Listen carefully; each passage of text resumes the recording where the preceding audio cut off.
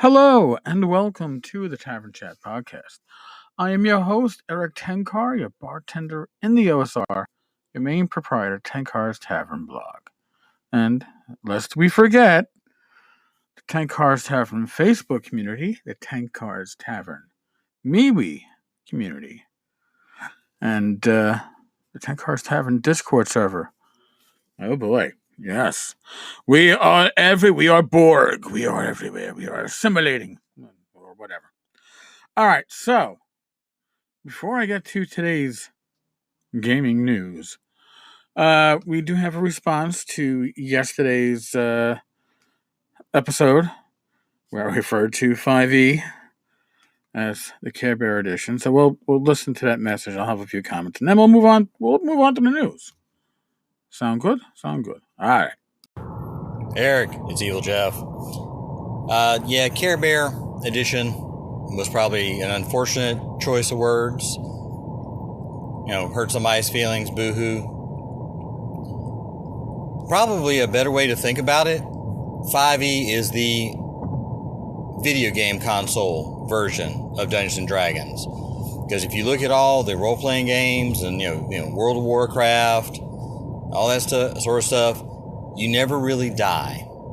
You might lose some stuff here and there, but you get to come back. They have ways of you getting your stuff back again and so forth. So, there's no permanent death. This is not a rogue system or rogue-like system. It's just you get to come back. So, yeah, video game console edition. All right, so the first thing we have, and I'm going to pretty much read this verbatim. This is from James Raggy. It's the update on the Lamentations of the Flame Princess Ref Book. And I don't think he's been doing weekly updates, but in any case, okay. This is James, by the way. Okay, the past few weeks, there have been personal meltdowns and scheduling conflicts, but we did a recording session today and got over 3 more hours of material in the can for a grand total of 33 and a half hours of recordings. That's a shitload of recordings. I'm off to work a convention in the morning, and there are scheduling conflicts for next week. So it'll be the week of the 4th before we're back at it. And we've got 2 sessions penciled in for that week. Not too sure where this phase of the project ends. I'm going to comment as myself here. I don't think it ever ends.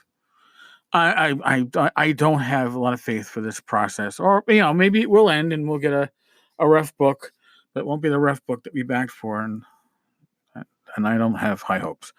Anyway, back to James. The 3 hours today covered little of the outline, but we're talking NPCs and how to use them. So there's tons of things to go over there. We had lots and lots of talk about the role of NPCs with examples from our own games. So the question then becomes, are we getting Raggy or are we getting the interviewer or combination of interviewer-interviewee in this ref book? We're going to have two authors on this? Interesting. Now, on something completely different. From ICV2.com, tariffs hit Hasbro sales earnings. So this means that, yes, Hasbro is taking a hit. But Magic and D&D did grow. But they're saying that Magic grew, but then they say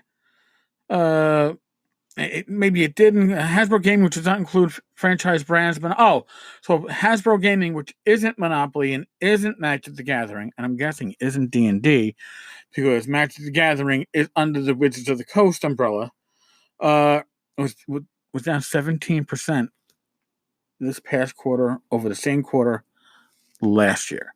Now, they're blaming that on tariffs, of course, but digital revenues, entertainment licensing are up, but U.S. and Canada revenues are down. But then the highlight is, although profits for the quarter were down 19% from a year ago, and it's pointed out in the article, that's when Toys R Us declared bankruptcy and literally had a bankruptcy sale and wasn't buying any shit from anybody. So that 19% profits down, part of the reason is because a lot of these retailers are not ordering direct from the source overseas where things are being printed. They're letting Hasbro absorb the cost to ship and the tariffs before passing it on. I find that very interesting and a little scammy. Now let's see there. Wizards of the Coast news. Magic the Gathering would have a tough comparison to the previous year quarter during quarter four due to product release moving early in the year. I mean, I'm sorry, but you can still make those comparisons. Obviously, it's been done before. Other Wizards of the Coast news from the conference call includes the revelation that the company has close to a dozen digital games in development for delivery over the next 5 to 6 years. So you're figuring 2 per year. And I'm guessing we're probably not talking too much in the way of game consoles, maybe 1 or 2, but they're probably, in my opinion, going to be stuff for iOS and Android because tablets and phones are the way to go, and they do microtransactions, and microtransactions are huge. They might be small, but they're huge. Only a small percentage of sales on Magic the Gathering and Dungeons & Dragons is captured by the NPD data. That's a percentage that goes to chains or online retailers such as Amazon.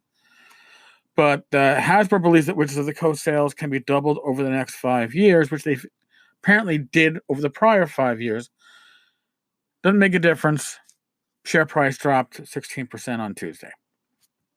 How's that for a kick? Now, what does this mean for us? Hey, 5e isn't going to go away, but 5e is printed in China. And that's going to affect the bottom line. Now, the issue is, do you move printers? Do you increase the price? Or do you absorb the hit for as long as these tariffs are in place? Interesting, right? It's part of the problem being a large company. It's not easy necessarily to change the printers that you've been using. Not so easy.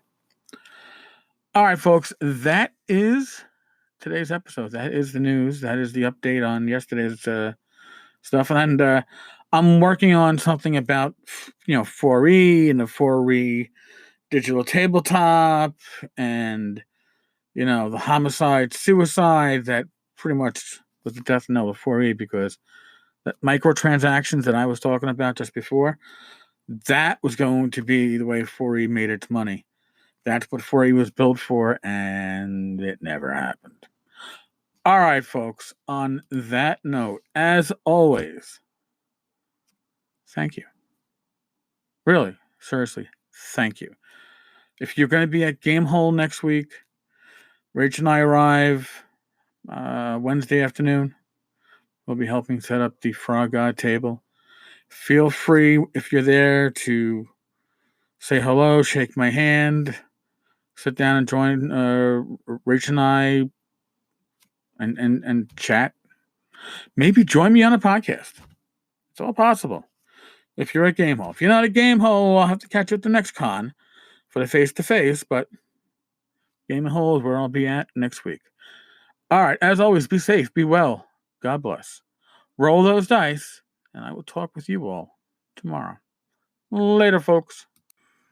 Yeah, Jeff, I was talking to my wife, Rach, earlier about last night, the Discord chat and the episode, and you're talking about video games or computer games, MMOs, and how they are today. Now I remember, or as Rach pointed out, when you used to play video games, you put your quarter in, you got 3 lives, and that was it, right? That was harsh when you think about it. Okay. And now most of the video games that are being played aren't being played in arcades. They're being played at home where you got limited, restarts, relives, and such. But when I started playing EverQuest, You died. You had to run and find your fucking body and loot your own corpse, or else you lost everything. Okay? Everything. And sometimes you were a low level trying to traverse to a high level area. What was it? Some forest filled with all these fucking spiders. And it was dark and it was hard to see, but if you kind of stuck to the path, you could probably get it through to get to a better zone. But if you didn't and you fucking died there, the worst thing you could do is try to run away off that path because you'd never find your fucking shit again. All right? So that's the one extreme. And then we have the new extreme where, with MMOs, you die, you go to your respawn point and you run 40 feet or so in game to get back to where you were, where you died. Yeah. It's whether you're calling it Care Bear, and remember, Care Bear is also a term that came from MMOs, right? The Care Bear server, there's no real threats to you. This is a PvP server that's more, challenging and whatever. Also, what Rage pointed out, because part of the conversation last night in the Discord server was, well, if you're going to play it that way, you should just fucking write a book. Because if it's already preordained and predestined, then why are we going through the process of playing it out? But Rage pointed out, successful story, successful fiction is about conflict. It's about risk and reward.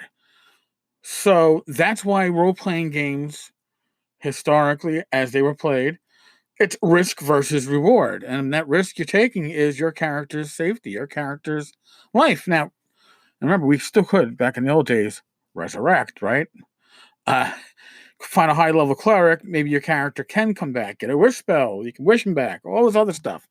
So death wasn't necessarily final, but in 5e, death is hard to come by, right? All right. So we covered that stuff. Now, right back with the Nusk.